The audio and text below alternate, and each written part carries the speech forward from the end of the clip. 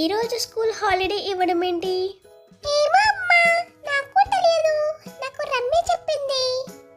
సరే అయితే నేను బయటికి వెళ్ళి కూరగాయలు కొనుక్కుని వస్తాను. నువ్వు ఇంట్లో జాగ్రత్తగా ఉండు. సరే అమ్మా. అమ్మయ్య, ఈరోజు చక్కగా ఇంట్లో కూర్చొని ఆడుకోవచ్చు. హాయ్ రమ్య, ఈరోజు స్కూల్ సెలవు కదా, మరి ఎక్కడికి వెళ్తున్నావు? అయ్యో ఆంటీ, ఈరోజు స్కూల్ సెలవని ఎవరు చెప్పారు?